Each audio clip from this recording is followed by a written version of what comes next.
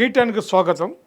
మనతో general insurance employees union జాతీయ నాయకులు కేవై సర్ మనతో ఉన్నారు. వారితో ఇన్సూరెన్స్ ఉద్యోగులు సమ్మెలోకి వెళ్ళకపోతున్నారు, ఆ విషయంపై మనం చూసుకుందాం. నమస్తే సార్. సార్ 27వ తారీఖు నుంచి వాళ్ళ 24 3 రోజుల్లో జనరల్ ఇన్సూరెన్స్ ఉద్యోగులు సమ్మెలోకి వెళ్ళబోతున్నారని చెప్పేసి వార్తలు వస్తున్నాయి. అసలు ఏంటి వాళ్ళ డిమాండ్స్? వాళ్ళ డిమాండ్స్ గత 2 ఏళ్లుగా పెట్టినవి, ప్రభుత్వంతో మాట్లాడుతున్నది మూడు డిమాండ్లు. ఒకటి, 1 ఆగస్టు 2022 నుంచి ఏదైతే జీతాలు పెంపుదల ఉందో, వేతన సవరణ అంటారో, ఆ వేతన సవరణ మీద ఇంతవరకు ప్రభుత్వం నుంచి ఎటువంటి పాజిటివ్ సిగ్నల్ రాకపోవడం అన్నది ప్రధానమైన డిమాండ్. రెండోది, గత 2 ఏళ్లుగా కేంద్ర ప్రభుత్వంలో ఆర్థిక శాఖ దగ్గర జనరల్ ఇన్సూరెన్స్ ఫ్యామిలీ పెన్షనర్స్ ఏదైతే బ్యాంకుల్లో ఎల్ఐసిలో పెంచారో ఫ్యామిలీ పెన్షన్ని 15% నుంచి 30%, అది జిఐసిలో ఇంకా పెంచలేదు. దానికి సంబంధించిన అనుమతి వెంటనే ఇవ్వాలని ఆర్థిక శాఖని డిమాండ్ చేస్తూ రెండోది. అలాగే మూడోది, బ్యాంకుల్లో ఎల్ఐసిలో ఇచ్చింది ఎన్పిఎస్ వాళ్ళకి ఏదైతే ఉందో వాళ్ళకి యాజమాన్య వాటా 10% నుంచి 14% పెంచాలని.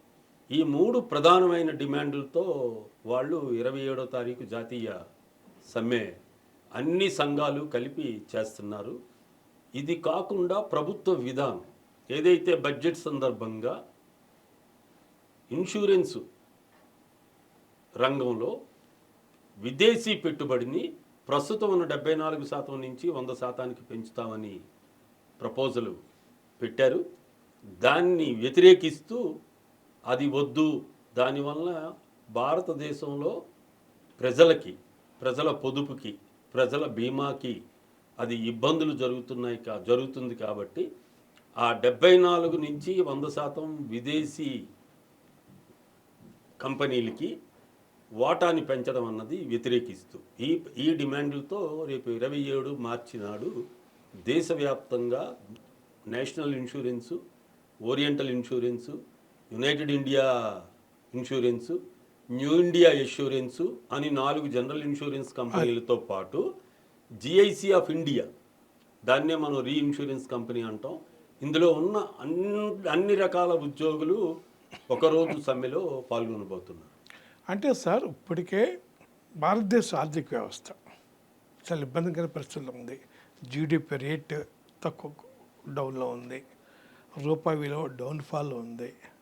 ఇటువంటి పరిస్థితుల్లో ఇప్పటికే మిగతా సెక్షన్ చూస్తే అనార్గనైజ్ సెక్టర్ తోటి కానీ చూసినా, లేకపోతే అగ్రికల్చర్ వర్కర్స్ చూసినా, ఇప్పటికే మంచి జీతాలతో ఉన్న ఈ మిడిల్ క్లాస్ ఎంప్లాయీస్, వాళ్ళు జనరల్ ఇన్సూరెన్స్ కావచ్చు, ఏదైనా కావచ్చు, లేకపోతే కేంద్ర ప్రభుత్వ ఉద్యోగులు కావచ్చు, ఇంకా వాళ్ళు పెరగాలని కోరుకుంటున్నది కరెక్ట్ అంటారా? 100% కరెక్ట్. ఏ విధంగా చెప్తారు మీరు? ఏ విధంగా అంటే, నేను ఏ సంస్థలో పనిచేస్తున్నాను? జనరల్ ఇన్సూరెన్స్ ప్రభుత్వ రంగ సంస్థలో పనిచేస్తున్నాను. ఇంతకుముందు ఇన్సూరెన్స్ అందరికీ ఒకటే జీతాలు ఉండేవి. మోడీ గారు ప్రభుత్వం వచ్చిన తర్వాత 2022లో జనరల్ ఇన్సూరెన్స్ వాళ్ళకి ఎల్ఐసితో విడగొట్టి ప్రత్యేకంగా వేతన సవరణ చేశారు. ఇది ఒక భాగం. ఎందుకు పెంచాలి అన్నారు? బ్యాంకు ఉద్యోగులకి పెంచారు, ఫైనాన్షియల్ సెక్టర్లో భాగమైన ప్రభుత్వ రంగ బ్యాంకులకి, ప్రభుత్వ రంగ జీవిత బీమా అయిన ఎల్ఐసిలో పెంచారు. మరి ప్రభుత్వ రంగ సాధారణ బీమా కంపెనీల్లో ఉన్న ఉద్యోగులు, అధికారులు, అలాగే జనరల్ ఇన్సూరెన్స్ ప్రభుత్వ రంగ రీఇన్సూరెన్స్ కంపెనీలో ఉన్న ఉద్యోగులు, వీళ్ళకి ఎందుకు పెంచలేదు? ఎందుకు పెంచకుండా తాత్సారం చేస్తున్నారు? వీళ్ళు ప్రగతి చూపించలేదా? సంస్థ పురోభివృద్ధి చెందటం లేదా?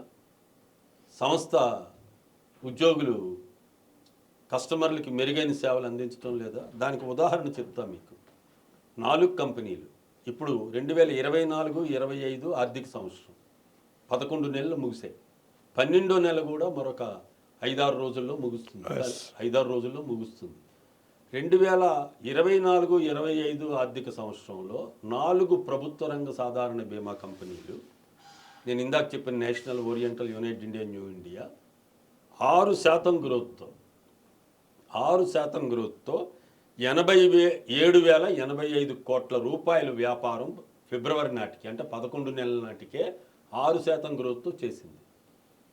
23-24 ఆర్థిక సంవత్సరంలో 8.8% గ్రోత్తో గ్రోత్ చెప్తారు. 90,250. నా గ్రోత్ అక్కలేదు సార్, ఇందులో లాభాలు ఏమైనా ఉన్నాయా?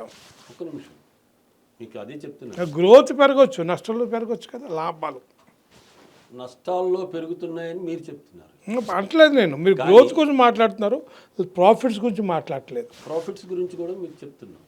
చెప్పండి. ప్రాఫిట్స్ అన్నది ఒక సంవత్సరం వాతావరణ పరిస్థితుల మీద ఆధారపడి ఉంటుంది, ప్రకృతి వైపరీత్యాల మీద ఆధారపడి ఉంటుంది. వ్యాపారంలో ఒకసారి నష్టం రావచ్చు, ఒకసారి లాభం రావచ్చు. కానీ ఓవరాల్గా తీసుకుంటే 2022 నాటికి, మీరు అన్నదానికే చెప్తున్నా, 2022 నాటికి మీకు ఇన్వెస్ట్మెంట్స్ అంటే ఈ 4 కంపెనీలు, నేను జిఐసి రీఇన్సూరెన్స్ కంపెనీ ఆస్తులు కలపటం లేదు, పెట్టుబడులు కలపటం లేదు, 2022 మార్చి నాటికి 1,64,467 కోట్లు. ఈ 31 డిసెంబర్ 2024 నాటికి వాటి పెట్టుబడుల విలువ 1,85,526 కోట్లకు పెరిగింది. సార్, పెట్టుబడుల విలువలు పెరగటం వేరు. ఎందుకంటే రియల్ ఎస్టేట్ పెరిగితే స్థిరాస్తుల విలువ పెరగవచ్చు. నేను లాభం గురించి మాట్లాడుతున్నాను. మూర్తి గారు కరెక్ట్ పాయింట్. మా దగ్గర స్థిరాస్తుల విలువ, మా ప్రభుత్వ భవనాల విలువ మార్కెట్ వాల్యూ తీసుకోరు, డిప్రిషియేషన్ మార్కెట్ విలువ తీసుకోరు, బుక్ వాల్యూ తీసుకుంటారు. అంటే 1000 కోట్లు మార్కెట్ విలువ ఉంటే మా బుక్లో 100 కోట్లు ఉంటే 100 కోట్లే చూపిస్తారు. అందువల్ల నేను ఆ వివరాల్లోకి వెళ్ళటం లేదు. పెట్టుబడులు పెరిగాయి. నెక్స్ట్, మీకు కంపెనీలు అభివృద్ధి చెందుతూ వస్తున్నాయి, కంపెనీలు లాభాలు సంపాదిస్తూ వస్తున్నాయి. కానీ ఒక క్వార్టర్ నష్టం వచ్చింది, ఒక 1 ఇయర్ నష్టం వచ్చింది అన్నది కాదు. కేంద్ర ప్రభుత్వం అంగీకరించింది 5 ఏళ్లకు ఒకసారి వేతన సవరణ చేస్తామని. మరింత గ్రోత్ ఉండి, ఇంత అభివృద్ధి చెంది, రెండోది మీరు అన్నట్టు 21 ప్రైవేట్ కంపెనీలతో పోటీ పడుతూ మేము వ్యాపారాభివృద్ధి ప్రభుత్వ రంగ సాధారణ బీమా కంపెనీలు చూపిస్తుంది. మరి వాళ్ళకి ఇన్నేళ్ళైనా మరి ఎందుకు వేతన సవరణ చేయటం లేదు? మా ప్రశ్న అది. మొన్న 21 మార్చి తారీఖు నాడు కూడా సెంట్రల్ లేబర్ కమిషనర్ ముందు మా జిప్సా యాజమాన్యం, డిఎఫ్ఎస్ అధికారులు, మొత్తం అన్ని సంఘాల నాయకులు చర్చలు జరిపారు. మేము ప్రభుత్వానికి ఇచ్చేసాం అని జిప్సా యాజమాన్యం చెప్పింది. ప్రభుత్వం వారు మాకు వచ్చింది అని చెప్పారు. మరి ఎందుకు నిర్ణయం చేయలేదు? అంటే ఇప్పుడు ప్రభుత్వం మీ జీతాలు పెంచాలి అంటున్నారు కదా మీరు. ఇప్పుడు ప్రభుత్వం అంగీకరించాలి అని చెప్తున్నారు, జీతాలు పెంచమని అంటారు. ఒకటి, జీతాలు పెంచినా అంగీకరించినా చివరికి ట్యాక్స్ పేయర్స్, సాధారణ ప్రజల మీదే కదా ఈ భారం పడేది. ఎవరు చెప్పారు మీకు? అది ఎక్కడి తీసుకొస్తారు డబ్బులు? మా సంస్థ ఇస్తుంది. మీ సంస్థ ఎక్కడి మా తీసుకొస్తారు? సంస్థకి ప్రభుత్వానికి సంబంధం లేదు. మా జీతాలు, మా జీతభత్యాలు, మా కంపెనీ ఖర్చులు, వ్యాపార లావాదేవీల ఖర్చులు అవన్నీ మా కంపెనీలు భరిస్తాయి. మాకేం ప్రభుత్వం నుండి ఏమి, ప్రభుత్వ ఖజానా నుండి మీరు అన్నట్టు ట్యాక్స్ పేయర్స్ డబ్బుల నుంచి ఎవరు. మా ప్రభుత్వ రంగ సాధారణ బీమా కంపెనీలు పుట్టినప్పటి నుంచి పెట్టిన కేంద్ర ప్రభుత్వ పెట్టుబడి లేదు. 2019-20లో కొంత ఇచ్చామని చెప్పిన మీకు ఆ ప్రభుత్వ పెట్టుబడి మీద మేము సంపాదించిన లాభాలతో వాళ్ళకి డివిడెండ్లు ఇస్తున్నాం. రెండోది, ప్రభుత్వం నిర్దేశించిన దాని ప్రకారం ఇప్పుడు నేను మీకు చెప్పాను 1,85,526 కోట్ల రూపాయలు పెట్టుబడులు ఉన్నాయి. ఇవి ఎవరి కోసం ఉపయోగిస్తున్నాం? మళ్ళీ భారతదేశ ప్రజల అభివృద్ధి కోసం, భారతదేశ ఆర్థిక అభివృద్ధి కోసం, భారతదేశంలో ప్రజలకి ఏవైతే మౌలిక సౌకర్యాలు కల్పించడం కోసం వీటిని పెడుతున్నాం తప్ప ఇతరత్రా వాటిల్లో ఈ పెట్టుబడులు మేము పెట్టడం లేదు. మేము సంపాదించిన లాభాలు కూడా మళ్ళీ ప్రజలకే ప్రభుత్వం ద్వారా అందిస్తున్నాం.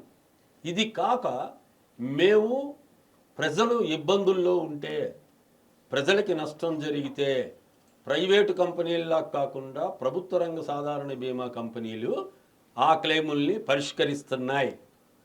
అలాగే ప్రభుత్వం నిర్దేశించిన ప్రీమియానికి కూడా ప్రభుత్వం తీసుకొచ్చిన పథకాలు, సురక్షా బీమా యోజన అయినా లేదు పంటల బీమా అయినా, ఇవన్నీ ప్రభుత్వ రంగ సాధారణ బీమా కంపెనీలుగా మేము రైతులకు కానీ ప్రజలకు కానీ కార్మికులకు కానీ బీమా సౌకర్యం కల్పిస్తున్నాం, క్లెయిములు కూడా చెల్లిస్తున్నాం. అంటే మీరు ప్రజలకి మీ సంస్థల ద్వారా సర్వీస్ చేస్తామని చెప్తున్నారా మీరు ఇప్పుడు?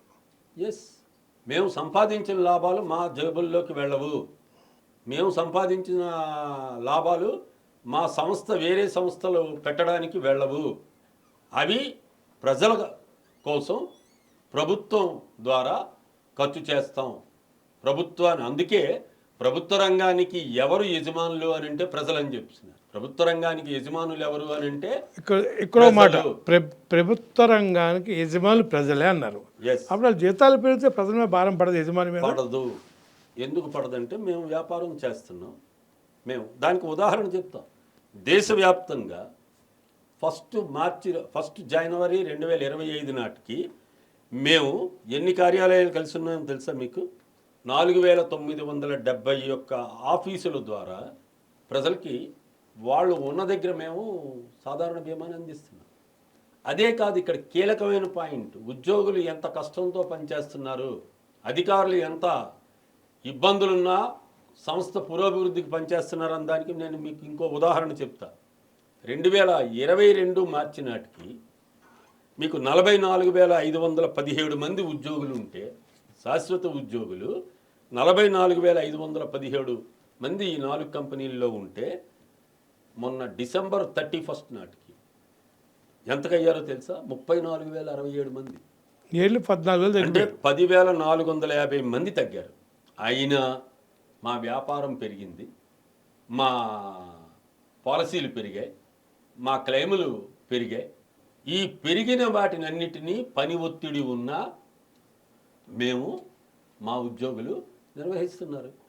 మరి మా వేతన సవరణ చేయడం అన్నది మీరన్నట్టు మొదట్లో మీరు అన్నారు, ఇప్పుడు ఆశాలకో, అంగన్వాడీలకో, అసంఘటిత రంగ కార్మికులకో, వ్యవసాయ కూలీలకో, రైతులకి గిట్టుబాటు ధరలో ఇవన్నీ ప్రభుత్వానికి ఇవ్వమని మేము వాళ్ళ చేస్తున్న సంఘాల సమ్మెలకు కానీ పోరాటాలకు కానీ మేము మద్దతు ఇస్తున్నాం. మేము వాళ్ళకి ఇవ్వద్దని మేము అంటం లేదే. అసంఘటిత రంగ కార్మికులకి పెంచాలి, అసలు భారతదేశంలో మినిమం వేజ్ 26,000 ఉండాలి అని మేమే కోరుకుంటున్నాం. మేము మాతో పాటు మిగతా కార్మికులకు కూడా మంచి వేతన సవరణ ఇవ్వండి, మంచి వేతనం చెల్లించండి అని కోరుకుంటున్నాం. కోరుకోవడం కాదు, మేము వాళ్ళకి మా సాయి శక్తుల సహాయ సహకారాలు అందిస్తున్నాం. ఆఖరి ప్రశ్న, నాకు చిన్న క్లారిఫికేషన్. ట్యాక్స్ పేయర్స్కి ఇబ్బంది లేకుండా, ప్రభుత్వ ఖజానా నుంచి ఖర్చు లేకుండా, అట్లనే ఇప్పుడున్న దేశ యొక్క ఆర్థిక పరిస్థితులకు భారం పెరగకుండా మీ వేతన సవరణ సాధ్యమవుద్దా? సాధ్యం అని ఇద్దరు చెప్పారు. ఎవరు? జిప్సా యాజమాన్యం. జిప్సా అని అంటే 4 కంపెనీల మరియు జిఐసి రీఇన్సూరెన్స్ కంపెనీ తాలూకా సిఎండీలు ఉండేది యాజమాన్యం. ఉద్యోగ సంఘాల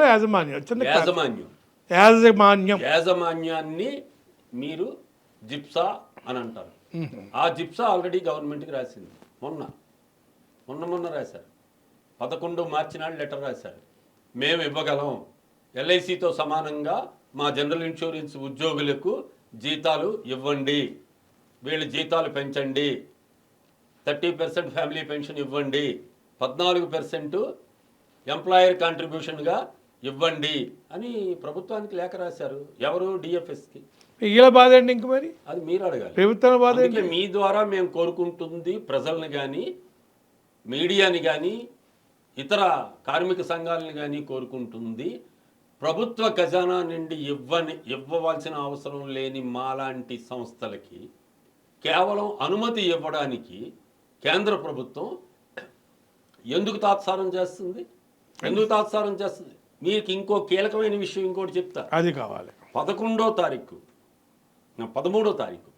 ఫిబ్రవరి 2025 ఆర్థిక శాఖ ఒక ప్రెస్ రిలీజ్ జారీ చేసింది. గతంలో ఇబ్బందులు ఉన్న ప్రభుత్వ రంగ సాధారణ బీమా కంపెనీలు ఇప్పుడు టర్న్ అరౌండ్ సాధించాయి. లాభాల బాటలో, మీరు ఇందాక చెప్పారు, లాభాల బాటలో ఉన్నాయని కార్మిక సంఘాలు చెప్పలే, జిప్సా యాజమాన్యం చెప్పలే. ఎవరు చెప్పారు? కేంద్ర ప్రభుత్వ ఆర్థిక శాఖ. ఆ ఆర్థిక శాఖ కిందే మేము వస్తాం. మరి కేంద్ర ప్రభుత్వ ఆర్థిక శాఖ మీకు అటువంటి ప్రెస్ రిలీజు 13 ఫిబ్రవరి 2025 ఇచ్చింది. మీరు అది చూడొచ్చు. రెండోది, మొన్న 21వ తారీఖు నాడు కేంద్ర కార్మిక కమిషనర్ దగ్గర చర్చలు జరిగాయి. మరి ఎందుకు అప్పుడు మాకు వేతన సవరణ ఇస్తామని కానీ, ఇంత ఇస్తామని కానీ ఎందుకు ప్రభుత్వ అధికారులు అక్కడ ఉన్నారు? మా జిప్సా యాజమాన్యం అక్కడ ఉంది. కార్మిక సంఘాలుగా మా సంఘాలన్నీ ఉన్నాయి, మొత్తం అన్ని సంఘాలు. మరి ఈ చర్చల్లో కేంద్ర ప్రభుత్వం ఇవ్వలేదు. అందుకే మేము కేంద్ర ప్రభుత్వంకి ఆ రోజు సమావేశంలోనే చాలా క్లియర్గా అసలు కేంద్ర ప్రభుత్వం ఇటువంటి యాంటీ వర్కర్ పాలసీ ఎందుకు చూసుకుంటుంటారు? ఏ ప్రయోజనాల కోసం? ఎందుకనంటే కేంద్ర ప్రభుత్వం ప్రభుత్వ రంగానికి వ్యతిరేకం. అందుకే మీకు మా డిమాండ్ ఒకటి ఉంది. మేము ఒక డిమాండ్, కేంద్ర ప్రభుత్వం తీసుకొస్తుంది, దాన్ని వ్యతిరేకిస్తున్న 100% FDI ఇన్సూరెన్స్. మేమేమి మా సంస్థ నిలబడాలి, సంస్థ ప్రజల ప్రయోజనాల్ని కాపాడాలి. నాకు చిన్న డౌట్. ఇప్పుడు నాకు అనిపిస్తుంది, మీరు 100% FDI ఒప్పుకుంటే ప్రభుత్వం దిగొచ్చి మీ డిమాండ్స్ ఓకే చేస్తూ చేయొచ్చేమో. మేము ఒప్పుకోం. ఎందుకంటే సంస్థ నిలబడాలి, ప్రజల ప్రయోజనాలు దెబ్బతినకూడదు అన్నది కూడా మా సంఘాల లక్ష్యం. మా ఆర్థిక ప్రయోజనాలు ఎంత కీలకమో దానితో పాటు సంస్థ ప్రయోజనాలతో ముడిపడి ఉన్న ప్రజల ప్రయోజనాలు, దేశ ఆర్థిక ప్రయోజనాలు కూడా మాకు కీలకం. ఇప్పుడు కేవీఎస్ఎన్ రాజు గారు ఇంటర్వ్యూలో చాలా క్లియర్గా చెప్పారు, మా వేతనాలు పెరగటం ఎంత ముఖ్యమో అదే సందర్భంలో సంస్థ యొక్క అభివృద్ధి అంతే ముఖ్యం. సంస్థ యొక్క అభివృద్ధి ద్వారా, పాలసీల ద్వారా ఇన్సూరెన్స్ యొక్క లాభాలు ప్రజలకు అందడం ఎంతో ముఖ్యం. అదే సందర్భంలో ప్రభుత్వ రంగ సంస్థగా ఈ జనరల్ ఇన్సూరెన్స్ కంపెనీస్ అన్ని మనుగడ సాగించడం అంతే ముఖ్యం అని చెప్పారు. వాళ్ళ పోరాటం సక్సెస్ కావాలని కాంక్షిస్తూ మీకు ధన్యవాదాలు.